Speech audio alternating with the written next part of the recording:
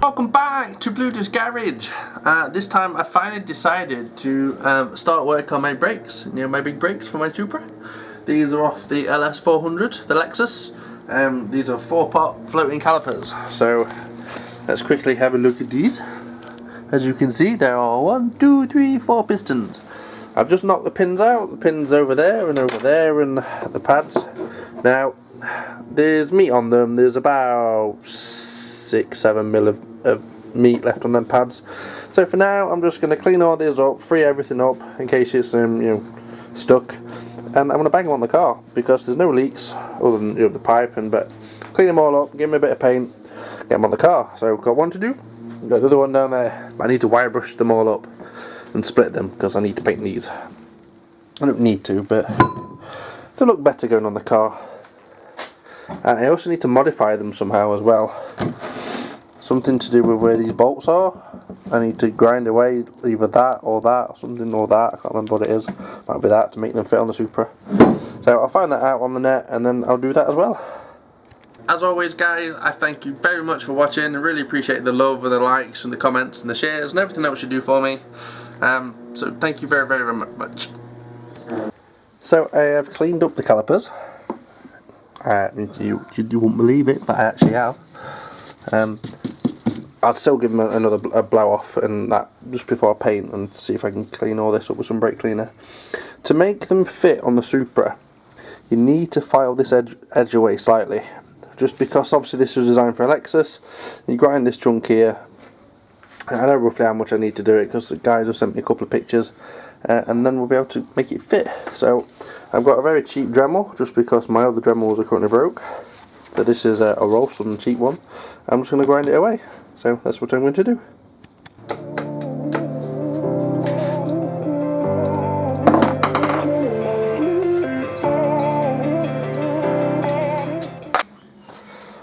So that's now drying. It's quite warm out here at the moment, nice and sunny, even though the garage is in the shade. It is sunny. So that's going to dry off quite nicely. So I'm going to strip this one down now so we can paint this one. Spiderweb there. So I need to pull this pin out like that. Come on, you little shit. Well, I will pull this pin out when I have two hands. Oh, there we go. There we go. Put the pin out. Save them for later. Now I need cleaning up. So I need to tap these out, and then this will come out, and then the pad will come out, and then the disc will come off.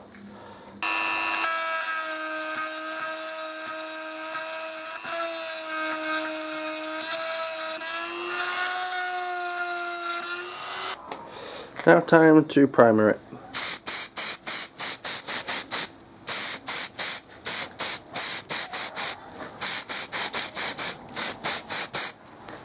Welcome back to the garage. It's very bright, as you can see. It's very hot spotty out there. Are we going to get some colour? Are we going to get colour? Or is it just going to stay... oh, there's a bit of colour there. You can see there's colour. There's a car. I'm going to be fitting the brakes today. The ones that have been painted in like a previous video, I think I've shown you. Yeah, so we're trying to get the LS400 big brakes on the front. So we're doing big brake upgrade. Don't forget to check out bluudysgarage.com for all the latest and get signed up and see my sponsors and that on there. And obviously we've got Insta and everything else. And okay, I want my brakes fitted. So I need to get my wheels off. It's up in the air. It's on axle stands at the front. I need to get my brakes off. Well, that was interesting, taking the wheel off. I've got these sort of nuts, and they get stuck in the 17mm socket. So I've had to keep freaking hammering them out and all sorts. I don't like them. To be fair, they've got their own socket, but the mechanic who had my car for me has lost it. So like the locking wheel nut key I don't currently have. So it's good if I've got some spare bolts I'm going to stick in, because these is a waste of space without the actual other, the other locking nut. So I'm going to remove the caliper, remove the carrier, so I've got the bolts on the back, and then I can take this disc off. I don't know what's holding it. Maybe it would just be loose. I don't know. I expected a screw or something on this front. I can't currently see one. I'm going to then hang the caliper out the way so the pipe's still connected while I get the new brake set up. So I'm going to undo the bolts. I could always be the one you wanna call when it's cold outside. I will always be the one that's right here standing by your side. Open up your heart and let me in. I promise not to break you. I promise I'll be all that you want. So on the left we have the Supra ones. They're the Jspec ones. If you had a UK spec they'd be quite a lot bigger than them anyway. They are the LS400 ones that we're going to be fitting. Yeah, so these are used. There's a very, very, very tiny lip. Probably less than them ones anyway. So the discs they've got quite a bit of life in them. It's the pads that haven't, but for now the pads will be going in as well. So I'm going to put that on. And then we can look at putting a caliper on and some pads. So it's good practice when doing brakes to use a bit of copper grease just on that inner hub just there, because it allows your wheels to slip on easier, it allows your brake disc to not get stuck on. So I'm going to put a little dot in between all of them and then around that little wall just there around the hub. So this copper grease tub has actually been with us since the start, because I remember when we covered the name up. That was many years, well, about 6 years ago, many videos ago, put it that way. So I'm going to put a bit of this on now.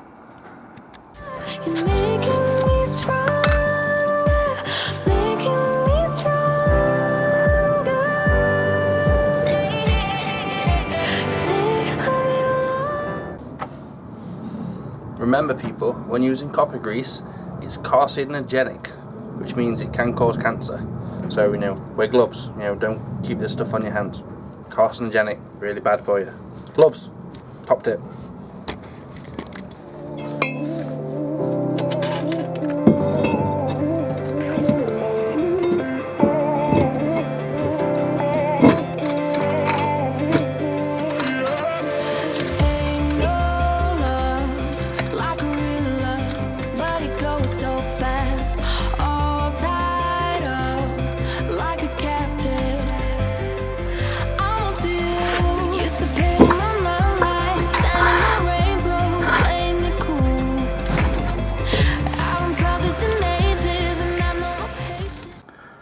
So I'm just holding the disc on loosely with them two nuts just so it don't drop off onto my fingers.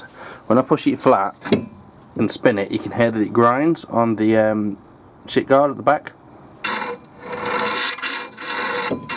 So once I've built it up, this will bend back out, you see. It's just because the disc is slightly bigger. So once it's all built up, I'll be able to see where it's catching, and then I'm just going to pry it out slightly at the back to give us the clearance around the brakes. Now it's time to bolt the caliper on. Right, so I'm going to try and line these up now. They have to be perfectly straight, otherwise they're never going to go in. Although, I managed to get that one first time. So now we'll get the bottom one lined up as well.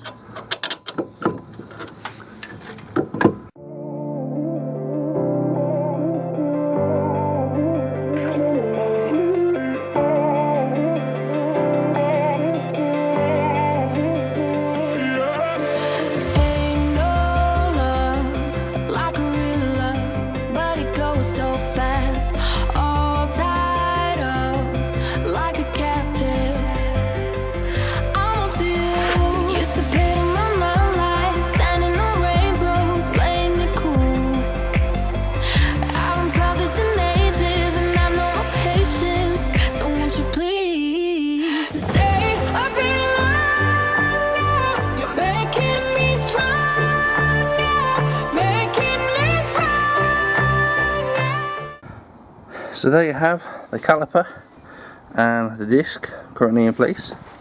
We just have the pads to put in, and they slide in from this side. I've already pushed the pistons back when I was doing the painting, so the pads will just slide in. I can knock the pins in and get them locked in place. So on the back of these pads, if you can actually see it, you can see where the pistons have touched before. So I'm going to just put a bit of copper grease on them and a little bit of copper grease just on the pins to help them slide in. Slide them in, and then you lock that underneath the two pins, and then you use that to secure the pins in at the other end. So I'm going to get them built up and then I'll show you what it looks like. So these brakes are built up now, they're just not been bled yet, because I'll bleed them later when I've got someone who can help me by pressing the brake pedal. So the pins slide in there and there, they go across through the holes in the pads. You have this clip that goes underneath that pin and underneath that pin, and that stops them from rattling around, and obviously it holds the pads down against the disc. And then you have this little thing which threads through the end to stop the pin sliding out. And that's it, really simple. You don't have to take calipers off or nothing to change it. Well, I suppose you would if you wanted to change the pads, because you'd have to squash the piston in the back. But you know, I think it was a good idea to put these ones on, and they'll give us a lot better stopping power. Just need to do the passenger side now. We can actually look at these side by side now. So we have the LS400 disc and the 4-pot floating calipers against the Supra Jspec disc and the Supra Jspec front caliper, which are 2 pots and they're not floating either. So I just thought I'd put them side by side. So the disc's not much bigger in terms of actual diameter, they're a little bit thinner, but them calipers are superior. You know, they're far bigger and they'll give us a lot better stopping power than the Jspec stuff. If you have the UK spec brakes, they are better than them, so don't think about swapping UK for them. But they are a good investment if you have the Jspec stuff and can't afford the UK spec. They cost me 140 quid, where UK spec probably cost you 600. So, a bit of a deal. So, time to have a go at trying to take these nuts off. I'm not going to film it because it might take me forever. But while I'm here, what do you think to these wheels? Do you think they look better in black, or should I leave them silver? Either way, they kind of want a refurb, so I'm looking for your guys' opinions. Black or silver? Don't say red or any other colour. Black or silver? So I got a little bit carried away. I forgot to grab my camera. Yeah, so the wheels are off, the brakes are off, everything's off. So it's just a case of putting the new one now, building it up like I did the other one. So bit of copper grease, disc, and I hold it on with a couple of nuts, caliper, pads, sliders, everything, and then connect the pipe on at the end. Yeah, that's what needs to be done, so that's what I'm going to do. I'm going to build it up.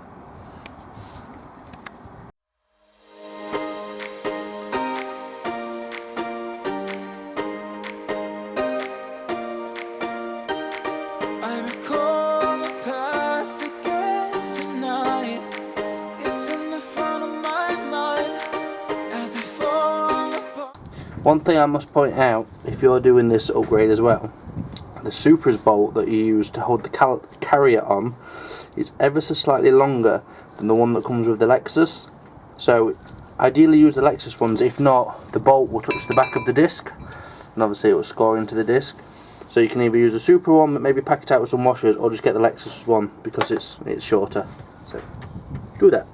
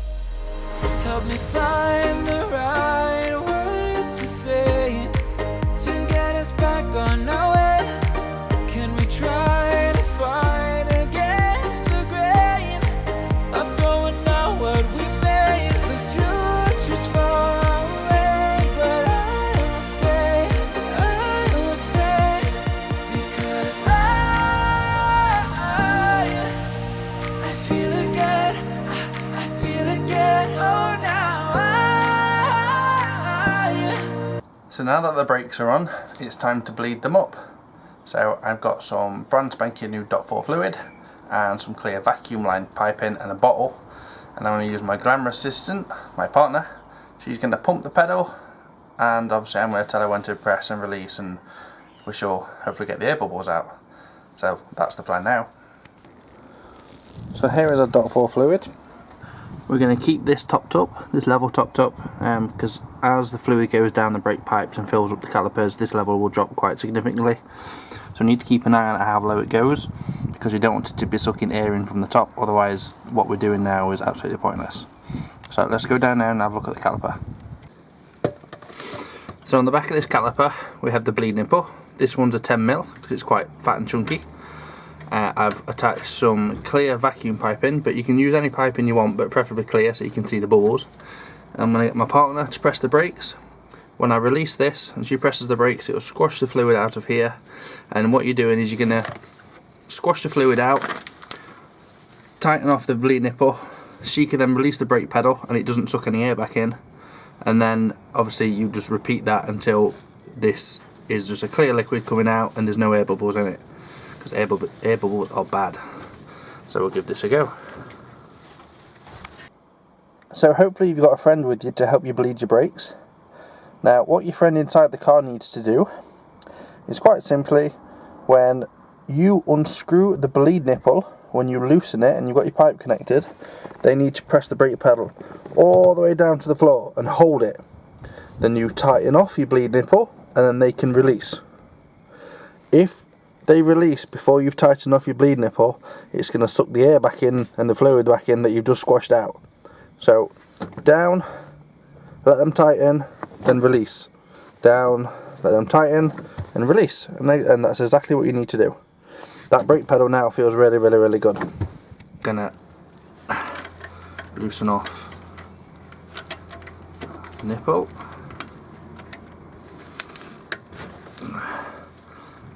Okay, down. You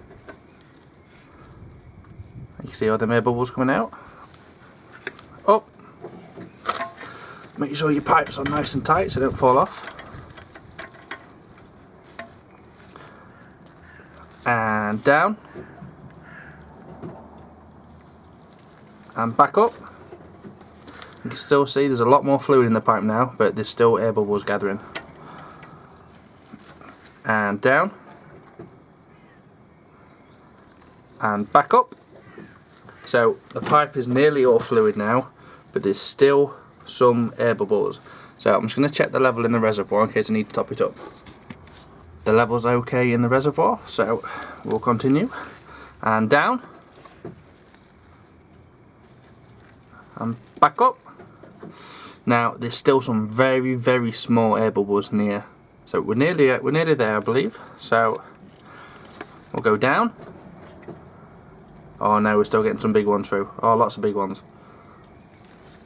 And back up. And we'll go down. Still got some big ones at the end then. And back up. And then we're going to go down. That was a big one at the end. And back up. And you're going to keep repeating this so it's clear. Alright, let that flow down into the bottle. I hate brake fluid. Hate brake fluid! Now, just make sure that's nice and tight. And stick its rubber cover back on. That just protects it from the elements. I'm going to do the other side now, but I shouldn't need to film that one. You know what you're doing now. So you can see that the level's dropped. So you just need to make sure this is topped back up to the maximum level. And catch any spills, because this will strip your paint. And just be wary that there's two chambers inside there, so you can see it's filling up both chambers. That's why the level's still going down.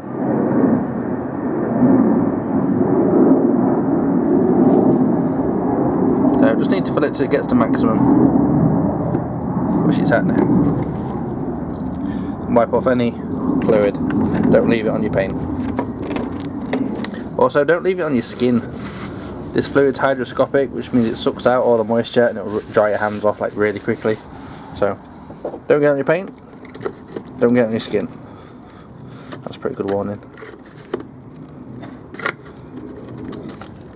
I want that to face that way around.